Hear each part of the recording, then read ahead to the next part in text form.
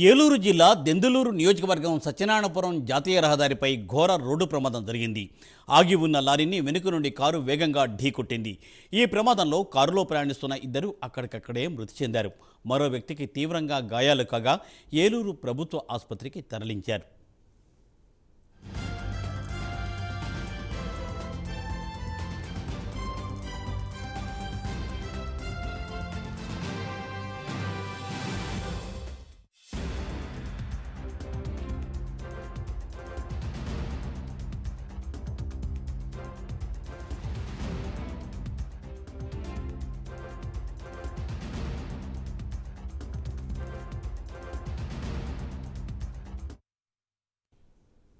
ఏలూరు జిల్లా దెందులూరు నియోజకవర్గం సత్యనారాయణపురం జాతీయ రహదారిపై ఘోర రోడ్డు ప్రమాదం జరిగింది. ఆగి ఉన్న లారీని వెనుక నుండి కారు వేగంగా ఢీకొట్టింది. ఈ ప్రమాదంలో కారులో ప్రయాణిస్తున్న ఇద్దరు అక్కడికక్కడే మృతి చెందారు. మరో వ్యక్తికి తీవ్రంగా గాయాలు కాగా ఏలూరు ప్రభుత్వ ఆసుపత్రికి తరలించారు.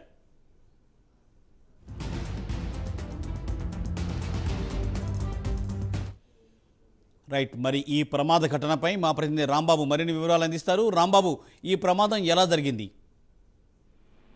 ఆర్కే దేవరపల్లి ప్రాంతానికి చెందిన దేవరపల్లి ప్రాంతానికి చెందిన ఒక నలుగురు వ్యక్తులు కారులో విజయవాడ వైపు వెళ్తుండగా దెందులూరు నియోజకవర్గం దెందులూరు సమీపంలోని సత్యనారాయణపురం జాతీయ రహదారి వద్ద రోడ్డు ప్రమాదం చోటు చేసుకుంది. ఒక ఆగి ఉన్న కంటైనర్ లారీని కారు బలంగా ఢీకొట్టిన పరిస్థితి ఉంది. మనం విజువల్స్ లో చూడొచ్చు. కారులో ప్రయాణిస్తున్న వారు ఇద్దరు అక్కడక్కడే మృతి చెందడంతో మరో ఇద్దరికే గాయాలైన మరో వ్యక్తికి అయితే తీవ్ర గాయాలైన అతని పరిస్థితి కూడా విషమపడడంతో ఏలూరు ప్రభుత్వ ఆసుపత్రిలో చికిత్స అందిస్తున్న పరిస్థితి ఉంది. అయితే కారు వేగం జాతీయ రహదారిపై కారు దాదాపుగా 120 నుంచి 150 కిలోమీటర్ల వేగంతో ప్రయాణించిందంటూ కూడా స్థానికులు చెప్తున్నారు. అదే రకంగా జాతీయ రహదారి పక్కన వాహనాలు నిలపకూడదని ఎన్నిసార్లు చెప్పినప్పుడు కూడా వాహనం అయితే రోడ్డు పక్కన నిలిపి ఉన్న పరిస్థితి అయితే ఈ ప్రమాదానికి కారణంగా కూడా మనం చెప్పుకోవచ్చు. ఒకటి అతి వేగం అయితే, రెండవది బాధ్యతారహితంగా రోడ్డు పక్కన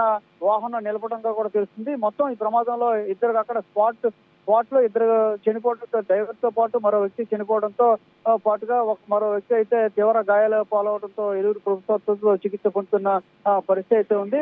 అతని పరిస్థితి కూడా కాస్త విషమంగా ఉన్నట్టు తెలుస్తుంది. మరో ఒకరికైతే గాయాలైనాయి. వీళ్ళంతా కూడా దేవరపల్లి, తూర్పుగోదావరి జిల్లా దేవరపల్లికి చెందిన వీళ్ళు విజయవాడ పని మీద వెళ్తున్న క్రమంలో ఈ ప్రమాదం చోటు చేసుకున్నట్టు కూడా స్థానికులు చెప్తున్నారు. ప్రమాదానికైతే 2 కారణాలుగా కూడా గుర్తించడం జరిగింది. ఒకటి అతివేగం, రెండోది అజాగ్రత్తగా రోడ్డు పక్కనే, జాతీయ రహదారి పక్కనే కంటైనర్ లారీని నిలిపి ఉంచడం అనేది కూడా స్థానికులు చెబుతున్న పరిస్థితి ఉంది. పోలీసులు అక్కడ చేరుకుని వాహనాల నుంచి వీరిని తీసే ప్రయత్నం చేస్తున్నారు. ఎందుకంటే అతి వేగం కారణంగా ఈ కారు పూర్తి స్థాయిలో లారీ కింద టైరు భాగం వరకు కూడా కారు చొచ్చుకెళ్ళిపోయిన పరిస్థితి చాలా భయానకంగా ఉన్న పరిస్థితి అయితే ఉంది.